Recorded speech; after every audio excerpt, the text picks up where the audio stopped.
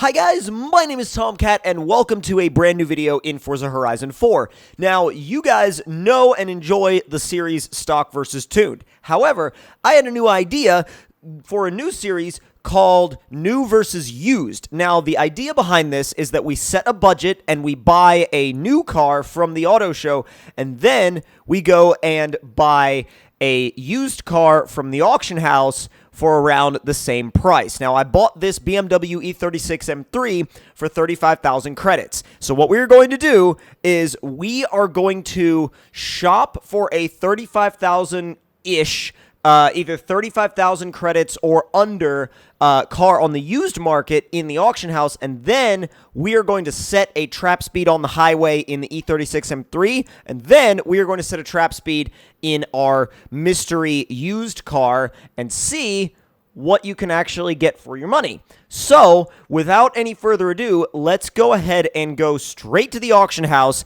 and see what we can find. Now, I've set my max buyout to 40,000 credits. So, by doing that, I know that allows me a little bit of wiggle room up from 35,000, but I'm just not going to look at anything over 35,000. So, let's see. We've got an ATS-V for 36,000 that somebody's trying to get rid of.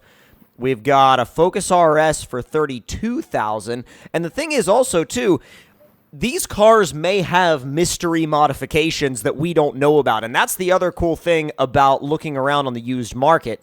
So let's see.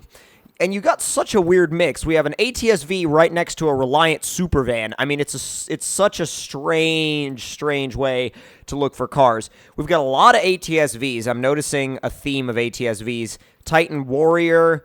Let's see. We got an STI for 18,000. That's a good deal compared to what you actually get them for brand new in the game. And let's see.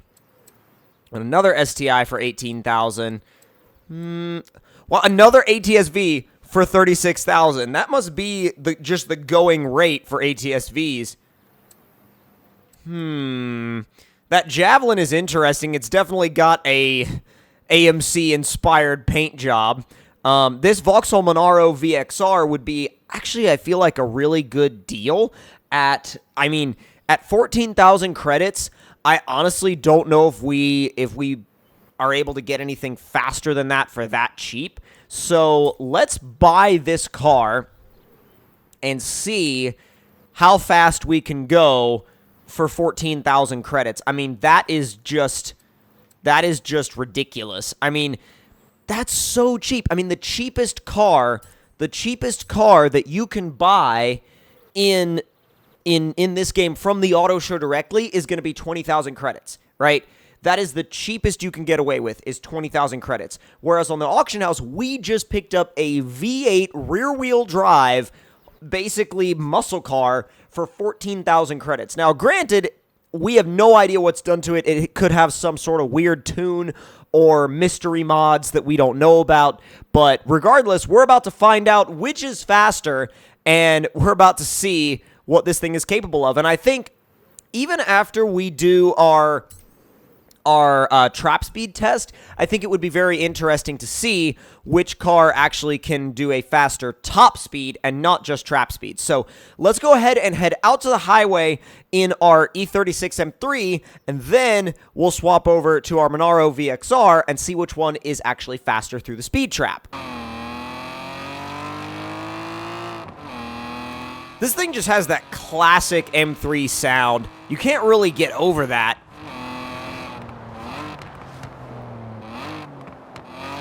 And keep in mind, this is stock.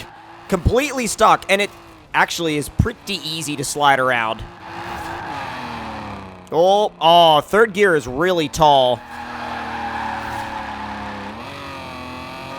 The problem is, you can use second if you want, but when you're trying to slide on a corner that's this wide open and this fast, second gear becomes a little too short, and third gear is too tall. So, time to head for that speed trap. Now, I'm going to probably keep the RPMs around, like, 3,500. And go. It's a pretty clean launch. It's not the fastest thing in the world, but it's also not slow.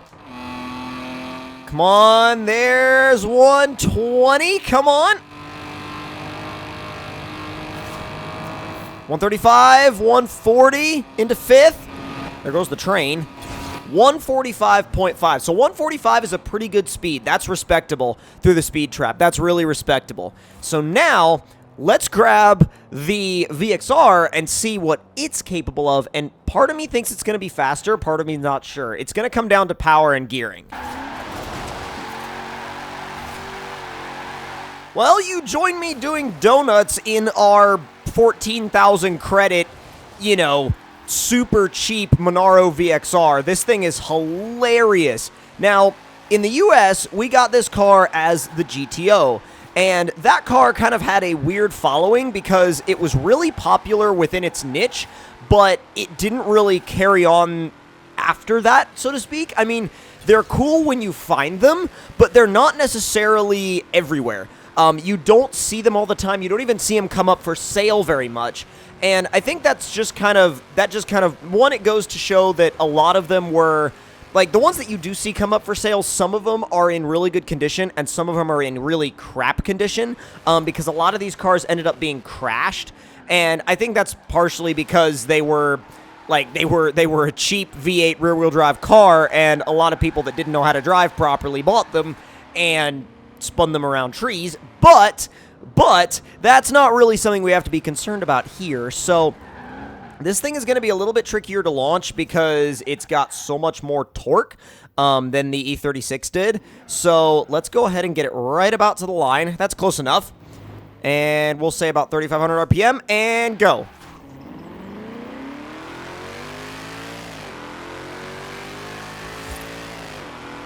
It definitely feels faster, but at the same time, the speedometer, I don't know if it reflects that or not. I mean, for 14,000 credits, though, it's already very fast. I mean, we're doing over 130, 140. Oh, it's faster, boys!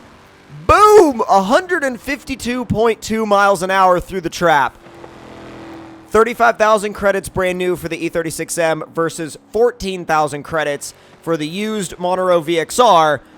That's like 145 versus 152. That's a pretty big difference. I mean, and it's definitely a worthwhile difference in my opinion, considering what I was able to get these cars for. So let's see, just out of curiosity, what this thing will actually do top speed wise.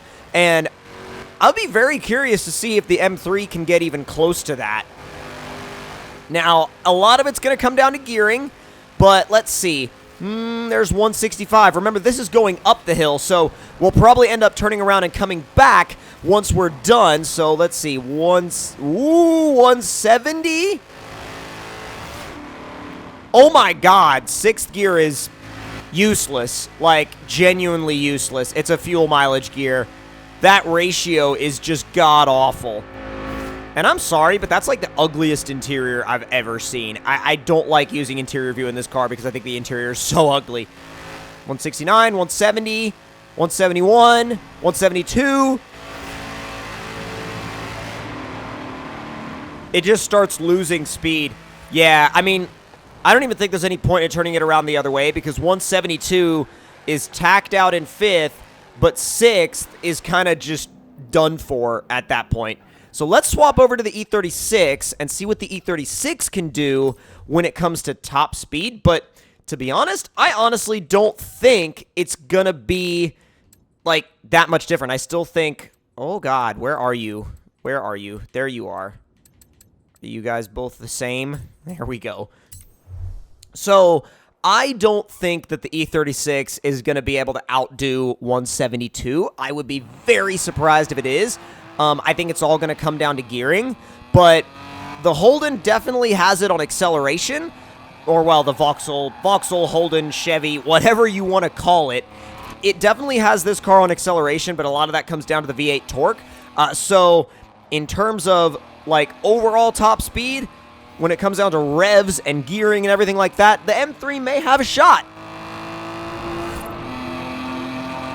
Come on! Staying in it. 130. 140 into 5th. Ugh, 150. I don't think it's going to be as fast. I really don't. I don't know if it's going to touch that 172. I mean, to be fair, we are going downhill right now. So it might. 71, 72, 73, 74, 75, 76. Woo! 79.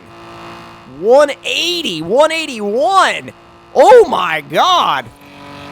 Yeah, the gearing in the M3 is so much better. The gearing in the M3 is so much better. It doesn't fall on its face in 6th. 6th is still in the power band. So the M3 is actually a little faster top speed-wise, but as far as just brute force acceleration goes, the VXR has the advantage. So that was definitely interesting, and if you guys would like to see more new versus used as opposed to stock versus tuned, let me know in the comment section below. I do still plan on doing stock versus tuned for sure, and make sure to leave your suggestions for stock versus tuned down in the comments. But if you also have any suggestions or cars that you want to see in terms of new versus used, then leave those suggestions down there, and I will try to make those happen. So hope you all enjoyed, and I'll see you guys next time.